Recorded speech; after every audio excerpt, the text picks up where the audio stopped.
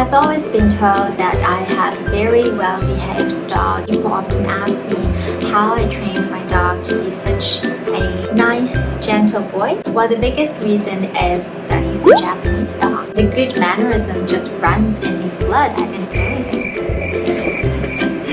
Well, it's not entirely true. He is a very gentle dog in nature. There are also some tips and tricks I can share with you from my personal experience to help you train your dog to be more Japanese. Specifically, we're going to talk about how to stop your puppy from excessive biting or chewing. Obviously, you don't want to come home to see ripped off sofa corners, your slippers in pieces, or toilet paper rolls everywhere in the house.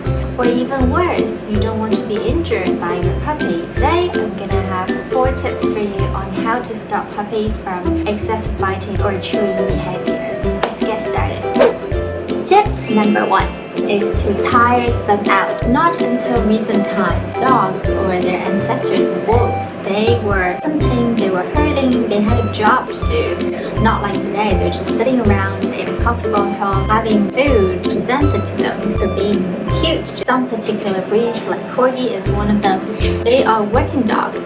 They need a job. When they don't have a job to do, they feel unfulfilled, just like human beings. They need something to feel their existence. And one way to do that is to destroy your house. Number 1 cause of dogs chewing on things is boredom.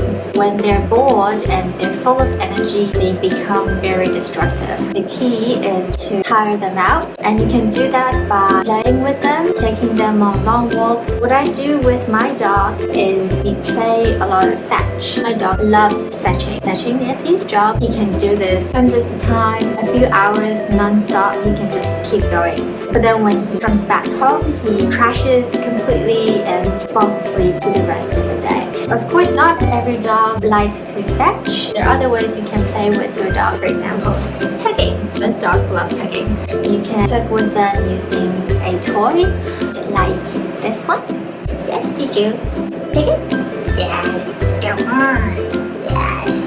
Yes. It's a great way to strengthen their teeth, their jaws. It's good for their health as long as you don't break their teeth.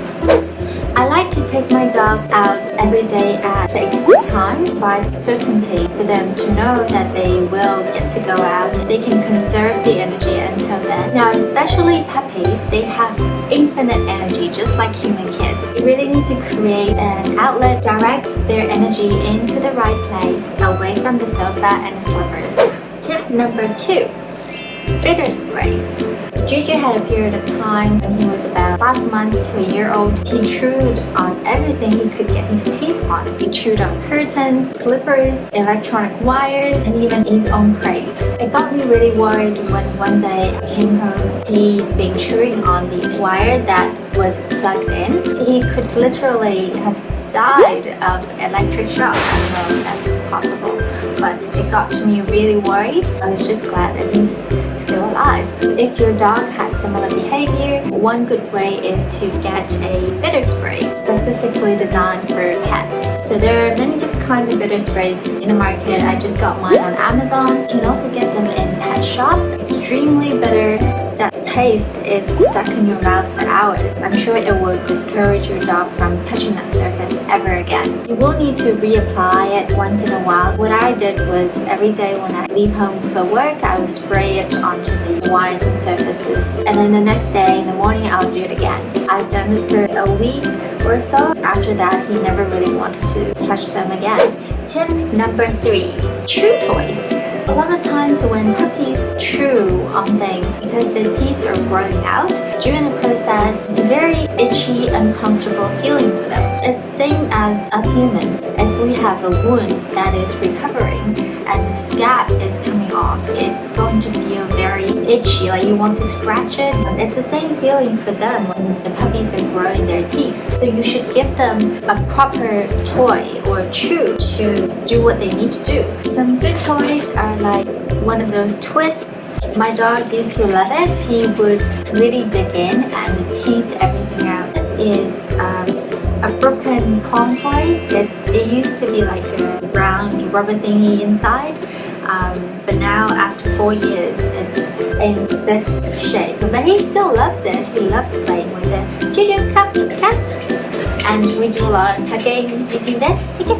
Yes. Another good chew recommend is this Himalayan cheese. I've been buying this since he's like 1 year old. These are really hard cheese. It's got high protein content, so it's healthy for your dog. If your dog likes cheese, I think this is a great treat for them. I usually give it to them for 20 minutes at a time, not for the entire day, because it's just going to mess up their diet. Or there are bones. What is this? I think this is a kangaroo bone from Australia. One thing to note is do not give your dog boiled chicken or pork bones because they tend to break into smaller pieces and it can create choking hazard. Buy these bigger bones designed specifically for dogs. It's safer and it's not really that expensive. I think this one costs about $6 ish. You can get a big bone and let it chew. It can last a long time. So by giving them these options to chew on, for one, it releases their energy. Second, it helps them grow their teeth and strengthen their jaws. And also, like chews like these, they will help clean your puppy's teeth. If you don't brush them regularly, then these are a great way to remove some of the residual food from your dog's teeth. Tip number 4. If your puppy likes to play bite, sometimes they go overboard. They can actually hurt you. Puppy teeth are sharper than adult dog's teeth. They can really rip open your skin and cause bleeding. What you can do to discourage this behavior is to exaggerate the reaction. Whine like a dog does when he gets hurt. And turn your back to them to show that you're upset. Even if it didn't really hurt that much, try to exaggerate like it has really hurt you. And this really goes the extra mile to show them that you're vulnerable to their bites. They keep doing that. Ouch, JuJu! It hurts!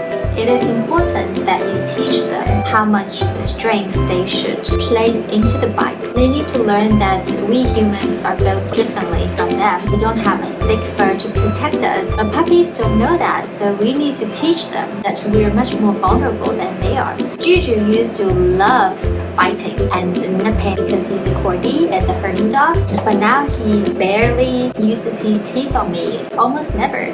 I can open up his mouth to brush him. He will control the power in the bite to make sure it doesn't hurt me.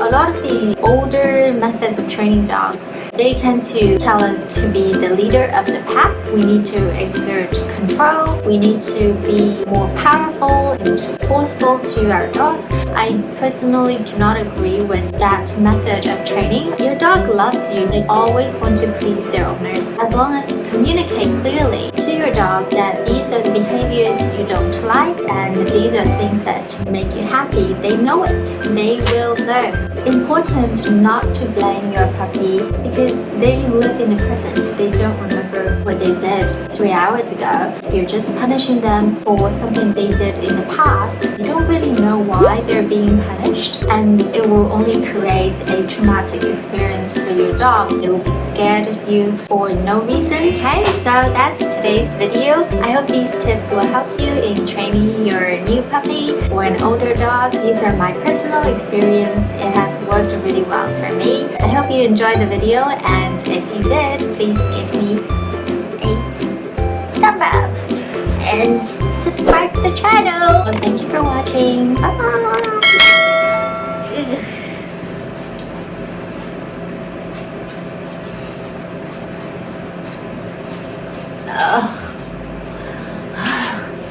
Okay.